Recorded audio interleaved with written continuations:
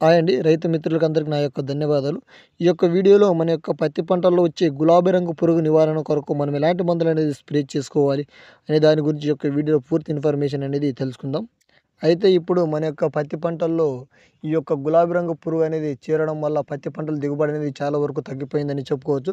అయితే మనం ముందు జాగ్రత్తగానే ఈ యొక్క గులాబీ రంగు పురుగుకు మనం మందులనేది స్ప్రే చేసుకోవాలి. మన యొక్క పత్తి పంటలో గులాబీ రంగు పురుగు అనేది చేరిందంటే మాత్రం మన యొక్క పత్తి పంటల దిగుబడి అనేది తగ్గిపోయినట్టని చెప్పవచ్చు.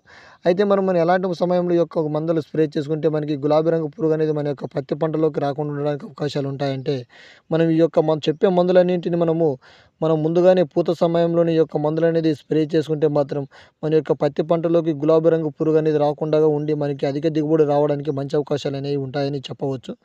అయితే మనం ఎలాంటి మందులనేది స్ప్రే చేసుకోవాలంటే, సిజెంటా కంపెనీ వాళ్ళది యాంప్లిగో అనే మందు అనేది మనము ఒక ఎకరానికి 80 మిల్లీల చొప్పున లేదా ఒక 100 మిల్లీల చొప్పున స్ప్రే చేసుకుంటే మన యొక్క పత్తి పంటలో గులాబీ రంగు తీవ్రత అనేది తగ్గుతుందని చెప్పవచ్చు.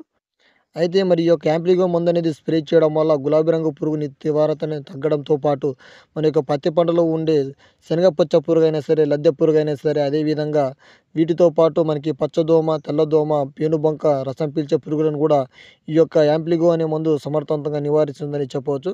ఎందుకంటే ఈ యొక్క యాంప్లిగోలో ఉండే టెక్నికల్ మీరు కూడా గమనించుకున్నట్లయితే క్లోరాంత్రి నిల్లిప్రోల్ అనేది మనకి 10% ప్లస్ లెమ్డా క్లైలత్రోన్ అనేది మనకి 5% జెడ్సీ రూపంలో ఉండడం జరుగుతుంది కాబట్టి, దీంట్లో ఉండే క్లోరాంత్రి నిల్లిప్రోల్ అనేది ఎఫ్ఎంసీ కంపెనీ వాళ్ళ కోరజన్లో ఉండే టెక్నికల్, దీనిలో ఈ టెక్నికల్ సేమ్. ఈ యొక్క టెక్నికల్ ఉండడం వల్ల మన యొక్క పత్తి పంటలో వచ్చే లద్దె పురుగు, పచ్చ పురుగు, దానితో పాటు గులాబీ రంగు పురుగును నివారిస్తుంది. దానితో పాటు ఉండే టెక్నికల్ లెమ్డా క్లోత్రిన్ అనేది మనకి 5% జెడ్సీ రూపంలో ఉండడం వల్ల రసం పీల్చే పురుగులైన పచ్చదోమ, తెల్లదోమ, పేనుబంకను నివారించి మన యొక్క పత్తి పంటలో మనకి ఆకుముడత అనేది లేకుండా ఉండడానికి కూడా ఈ యొక్క యాంప్లిగో అనే మందు సమర్థవంతంగా పనిచేస్తుందని చెప్పవచ్చు. అయితే ఈ యొక్క మందును మనం 80 నుండి 100 మిల్లీల వరకు స్ప్రే చేసుకోవచ్చు. మన యొక్క పత్తి పంటలో ఉండే తీవ్రతను బట్టి ఈ యొక్క మందుని స్ప్రే చేసుకోవచ్చు. ఈ యొక్క మందు మనకి మార్కెట్‌లో దొరికే పరిమాణం చూసుకున్నట్లయితే మనకి 25 మిల్లీలు, అదేవిధంగా 80 మిల్లీలు, దానితో పాటు 200 మిల్లీలు పరిమాణంలో మనకి ఈ యొక్క మందనేది మార్కెట్‌లో దొరకడం జరుగుతుంది.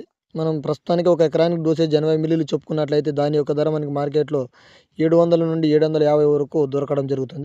అయితే మన యొక్క పంటలో ఈ యొక్క మందులనేది స్ప్రే చేసే సమయంలో మనము తీసుకోవాల్సిన జాగ్రత్త ఏంటంటే, ఈ యొక్క మందు మన యొక్క శరీరం పైన పడుకోకుండా చూసుకోవాలి.